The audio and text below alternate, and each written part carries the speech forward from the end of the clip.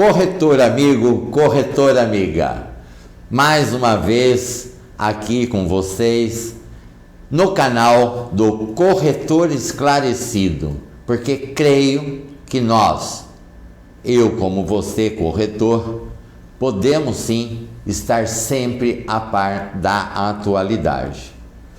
Hoje, como advogado e especialista com pós em direito imobiliário, tenho alguns anos de bagagem em que as dificuldades que você está passando hoje, talvez eu já tenha passado. E posso tirar partido para passar esse conhecimento para você, para deixá-lo mais esclarecido, com dificuldades já passadas por mim, dificuldades passadas por alguns clientes que a gente acompanhou. Mas eu vou dizer para você que a minha primeira formação é de engenheiro civil. Eu me formei há mais de 40 anos atrás como engenheiro civil. A minha primeira função foi ser perito judicial. Quase 11 anos como perito judicial. Algumas vezes como assistente técnico. Tanto contato com advogado, com juízes, me fez admirar o profissional advogado, as suas dificuldades.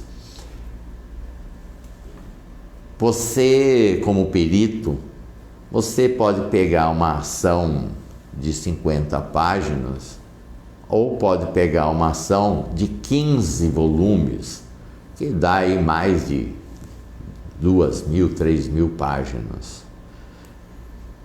E você, como perito, é a chave para decidir, às vezes, um litígio de anos e anos. Isso me fez, como engenheiro ainda, a ler, saber ler um contrato, saber interpretar medidas, ler aonde que houve o problema, por que surgiu aquele problema, ou por que surgiu aquela dúvida que levaram pessoas à justiça. Algumas das vezes eu percebi em alguns tipos de ações em que o comprador tivesse sido mais esclarecido na hora da compra e venda, talvez a pessoa não teria ido para a via judicial. Corretor, corretora esclarecida. A venda de um imóvel, ela tem que ser sadia. E vou dizer mais para você. Eu tenho um programa falando sobre a venda do imóvel de posse sadia. Então veja que é possível vender um imóvel de posse com segurança, com tranquilidade, sabendo o que está fazendo, desde que o comprador saiba, tenha conhecimento. Evidentemente, um imóvel que está irregular, ele vai custar mais barato. Corretor, esse tipo de cliente é aquele cliente investidor, aquele que gosta de comprar com preço melhor. Ele gosta e já sabe que aquele imóvel está irregular, precisa ser regularizado. Vai gastar dinheiro para regularizar, mas ele compra por um preço bem abaixo do mercado. Então veja você, muito tem se falado na mídia, esses últimos 6 meses, 1 ano, se fala muito de regularização de imóveis, fala-se muito de posse, fala-se muito de que uma grande quantidade de posse. Nós temos alguns estados como agora exemplo de Pernambuco, que implantou um sistema para as pessoas mais humildes para regularização de imóvel. A pretensão deles lá em Pernambuco é regularizar 10 mil imóveis por ano. Uma grande novidade para quem tem imóvel na faixa de Marinha. Todos os municípios do Brasil inteiro, frente mar, aonde esses imóveis são objeto da Marinha, terras de Marinha, existe agora no site do SPU o Regularize Mais. A pretensão do pessoal, a equipe técnica, jurídica, é de regularizar nos próximos 2 anos 400 mil imóveis no Brasil. Olha este número.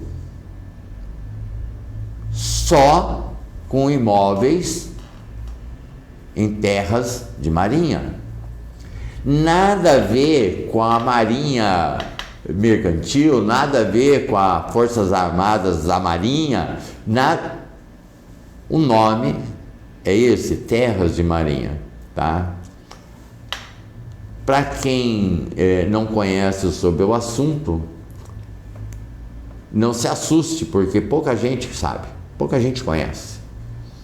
Eu vivo numa cidade que é litoral, numa cidade litorânea, e já aconteceu de vir bater aqui a minha porta, consulta, pedido de regularização junto à terra de Marinha. Quando perito judicial,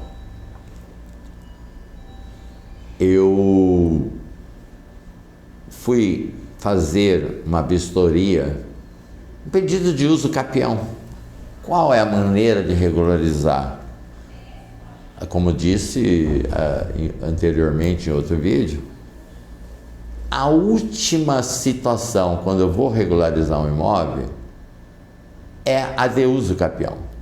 Eu vou tentar antes resolver por outro meio, mais rápido, mais barato, mais célere.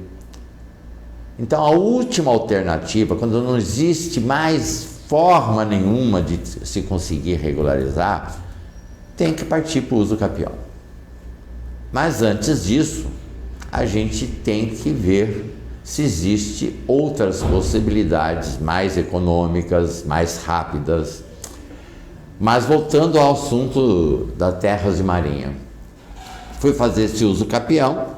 Na beirada, esse imóvel tinha fundos para um rio navegável e ainda sofrendo influência da maré.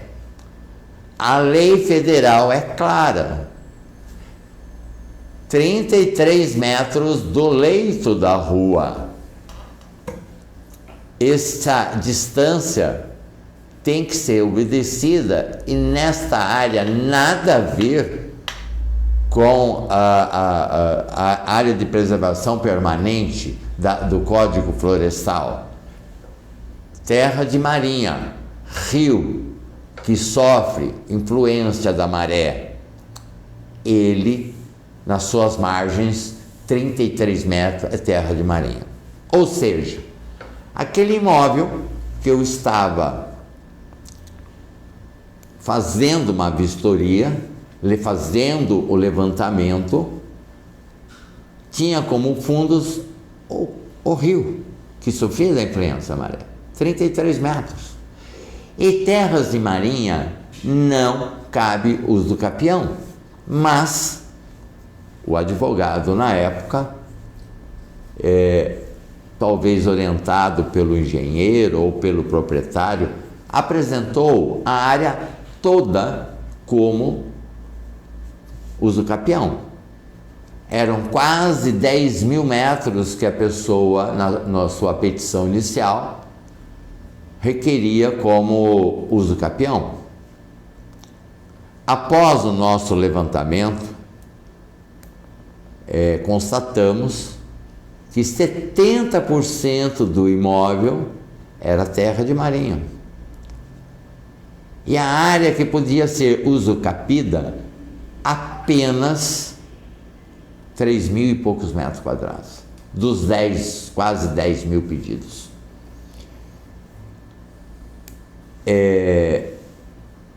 Quem faz tem que fazer direito e tem que estar esclarecido sobre o assunto. E por isso, volto a dizer outra vez, eu acredito que o corretor esclarecido, quando pega um imóvel para vender, com certeza ele já pediu para o seu cliente a certidão do registro de imóveis. É por ela que a gente vai ver se o imóvel está ok, né?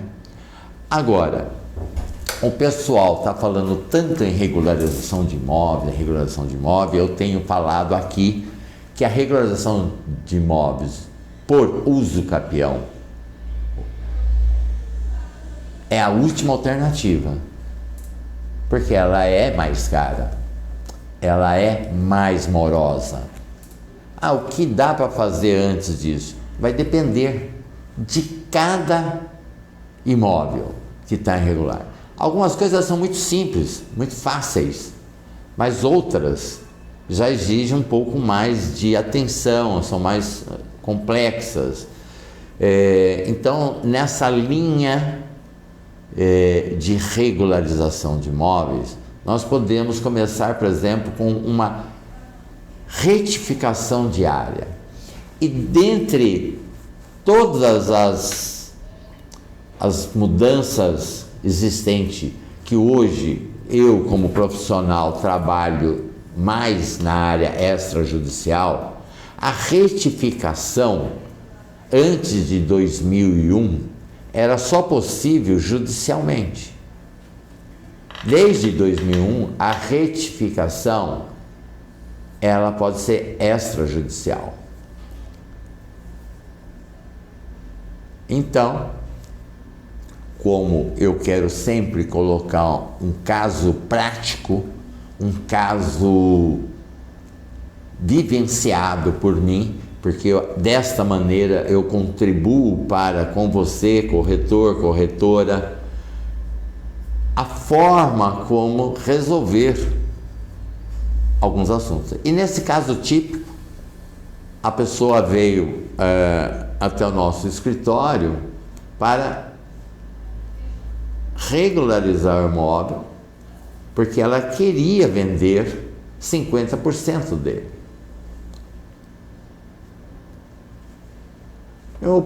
Primeira coisa, quantos metros quadrados tem o seu terreno? 500 e pouco no solo, mas na escritura tinha 460 metros quadrados, em solo 540. Ela, sendo técnica, fez um projeto, levantamento, foi à prefeitura, pediu para que a mesma fizesse o levantamento e também corrigisse o PTU. Ela, como técnica, ela sabia que naquele local, pelo zoneamento municipal, era possível dividir o imóvel para cada imóvel ficar com mais de 250 metros. Então, corretor, primeiro conhecimento, saber aonde o imóvel está no zoneamento municipal. Que tem lugar que é permitido dividir imóvel de 250 metros quadrados e ficar 2 imóveis de 125. E tem zoneamento que não permite a divisão de lote de 250 metros quadrados, mas permite de 500 ou acima de 500. Então, naquele zoneamento, o lote mínimo é 250, não menos do que isso.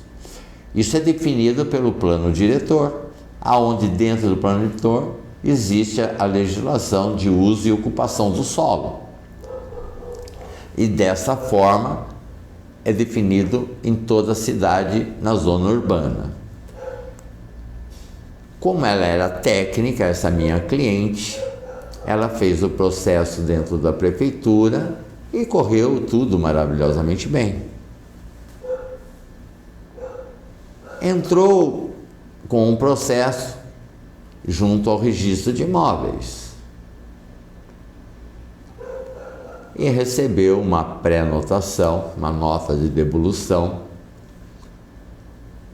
referente àquele imóvel, que a diferença de área era quase 16%, muito acima para, entre aspas, pedir retificação. Ela, conversando pessoalmente, informaram a ela que era necessário pensar num uso capião. Ela veio aqui pensando em fazer um uso capião. Olhando toda a documentação, e é aí que eu sempre digo, não só para o corretor, mas também para o advogado, para o engenheiro, para o técnico, tem que saber ler, tem que saber investigar, tem que saber pesquisar. Aí, observei que na matrícula dela havia um erro de medida, aonde existia uma lateral e fundos ao mesmo tempo, dependendo da rua, porque era um imóvel de esquina, aonde estava marcado 17, na escritura veio 11. Eu falei, opa, existe aqui uma falha. Será que é só nessa escritura? Pedi à cliente que me trouxesse um mapa daquela quadra aonde estava aquele imóvel. Ao analisar, fazer o exame na quadra, como também sou engenheiro e também fiz direito e me especializei em direito imobiliário, a forma de enxergar uma planta para mim fica um pouco mais fácil. Confesso que fica bem mais fácil. Mas veja, na quadra existiam lotes de 15 por 30, 450 metros quadrados. E alguns lotes também marcando 15 por 30, marcando 420 metros quadrados. Opa, outro erro. Um erro de medida diferente da área. Tudo na mesma quadra. Lotes vizinhos.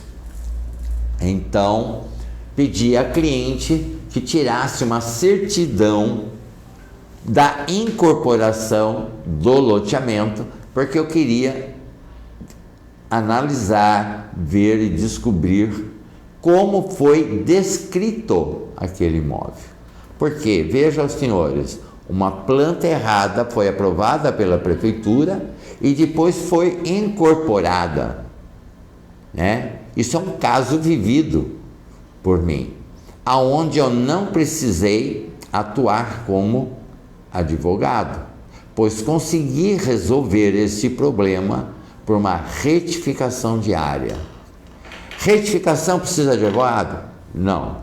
Retificação precisa de um expert em saber olhar uma planta, né? A minha cliente tinha esta área cercada. A minha cliente tinha esta área atualizada pela prefeitura, reconhecidamente pela prefeitura. Qual é o receio do registrador numa situação dessa? Que o imóvel tenha invadido a rua, ou que o imóvel esteja ocupando uma praça, ou que o imóvel cresceu em cima de terreno alheio. Com certeza teria que ser uso capião, mas não.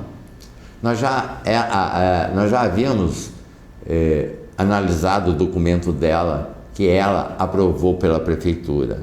A prefeitura reconheceu a rua, a calçada, ambas, porque o terreno sendo de esquina, nas duas ruas, as duas calçadas, não houve invasão. Houve sim uma implantação em solo errônea da quadra. Mas a minha cliente tinha o imóvel todo cercado, que a gente chama de intramuros.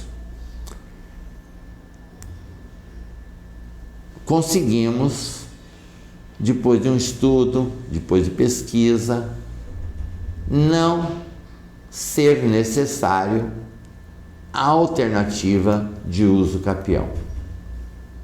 Eu economizei para essa cliente em torno, no mínimo, de 12 a 15 mil reais, sendo bem otimista. E ganhei para ela também um tempo de 7, 8, 10 meses, que seria o de fazer um uso capião. Vou querer falar para vocês também sobre o processo de uso capião, as suas peculiaridades, as suas dificuldades, como fazer, o que precisa fazer. É muito fácil, né? Existe um caminho legal na justiça. E na prática? Como fazer na prática? Já apanhei muito. Tenho algumas matrículas abertas pelo uso capião. Corretor, corretora esclarecida. Não existe só retificação de imóveis e nem uso capião. Seria muito bacana também, sobre o uso capião, contar as particularidades, as experiências que a legislação sobre o uso capião, ela hoje está muito bem definida. O CNJ, na resolução 65, apaziguou a conduta frente ao uso capião extrajudicial. Mas, além de retificação e uso capião, hoje existe o REURB, que é o social, o específico, tá? A diferença entre REURB social e REURB específico é só a faixa salarial. É social até quem ganha até 5 salários mínimos. E é específico quem ganha acima dos 5 salários mínimos. A regularização através de REURB, existe um mito que falam que a pessoa não pode ter outro imóvel. Pode ter sim, só que a pessoa que tem mais de um imóvel, ele já não vai ser mais pelo social, mas pode entrar no REURB específico. Em regra geral, quem promove o REURB na grande maioria das cidades é a prefeitura, mas existem outras maneiras, outras pessoas, outras entidades que podem também fazer o REURB. Então veja, é uma saída. A outra saída, por exemplo, é fazer a regularização do puxadinho, o famoso, conhecido hoje a lei como direito de laje.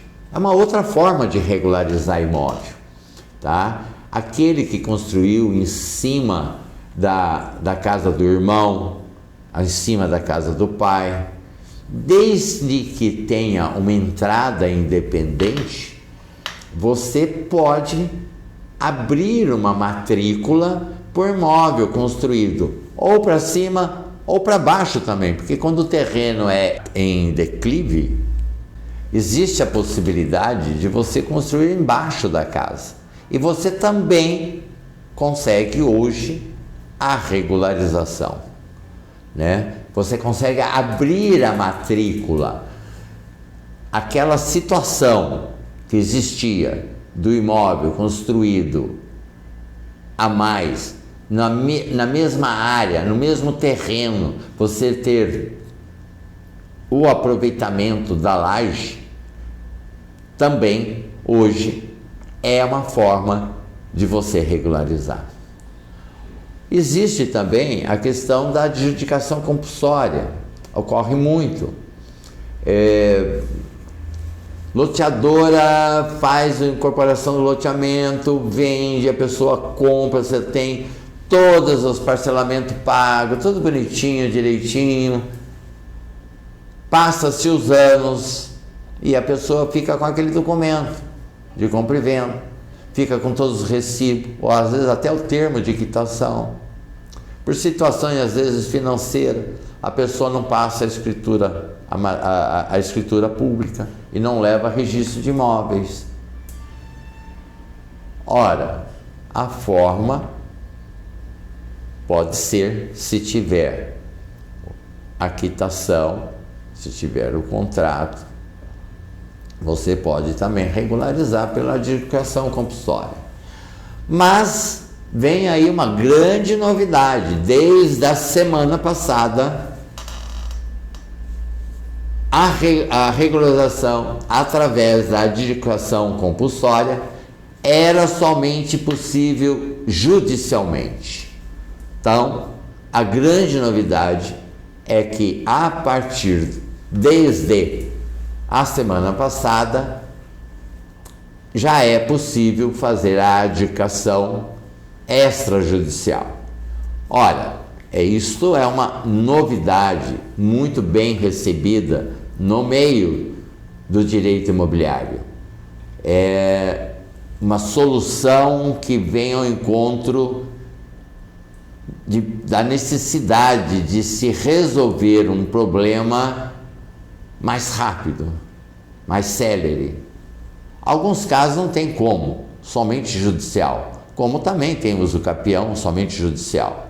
Olha, se houver uma contestação, não pode ser pelo registro de imóveis e pelo cartório de notas, tem que ser via judicial. Se existe menor, tem que ser via judicial. Então veja, só vai para a justiça quando é realmente necessário. Hoje temos várias alternativas para ser resolvido no extrajudicial. Outra forma de regularizar o imóvel, tá, é o desdobro, o desmembramento, né? Já comentei com vocês o direito de laje. Algumas vezes a gente pega prédio inteiro irregular. O incorporador, entre aspas, o construtor, não incorpora o prédio, vende unidades, às vezes até na planta, e isso é crime, pena de reclusão até 2 anos.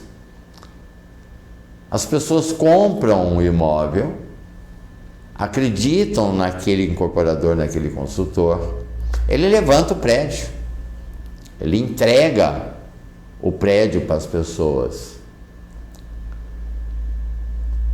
Às vezes, nem alvará de construção tem da prefeitura, constrói a revelia, e aí aparece isso para você, corretor, para vender um imóvel desse.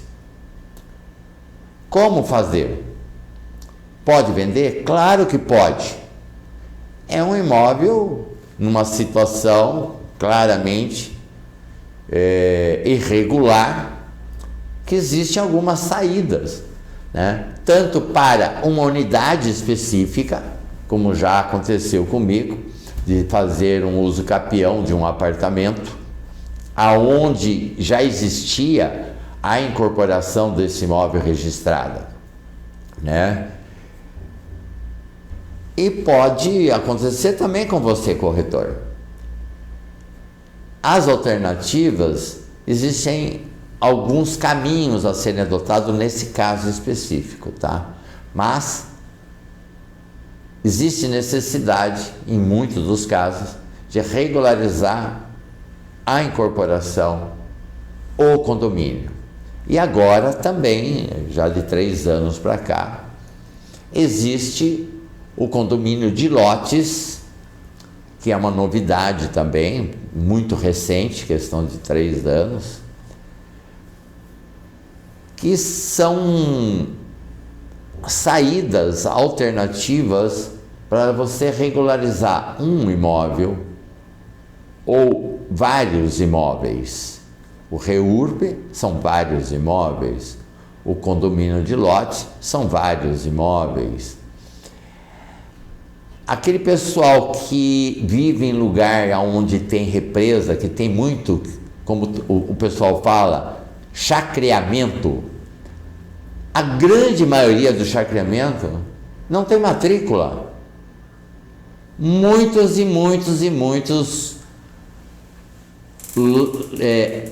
loteamentos feitos em beira de represa que não tem matrícula. Através do que? Você pode arrumar, regularizar um imóvel desse por REURB, por uso capião, por adjudicação talvez, dependendo da filiação.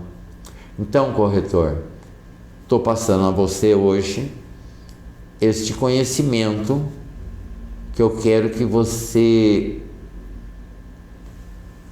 tenha a possibilidade de vislumbrar que aquela venda sua que você perdeu, ou que é uma venda, é impossível, é difícil. Não. Se o comprador tiver a fim de comprar aquele imóvel, por alguma razão, a mulher se encantou, adorou o tamanho da piscina, adorou o lugar, ele pode dar uma pequena entrada, ser escrito no contrato de compra e venda, né? Que aquela entrada está se referindo à regularização e papapá, que ele vai esperar o X tempo que foi opinado ou foi decidido, e você vende um imóvel irregular. A pessoa dá a entrada, o comprador sabendo que aquele dinheiro que deu de entrada vai servir exatamente para isso, aquilo, e ter condições de cobrar o andamento também. Quer dizer, é um contrato onde o corretor vai ter que ter um pouquinho mais de esclarecimento, né, para poder atingir seu objetivo, que é a venda, a conclusão do negócio e os recebimentos da sua comissão.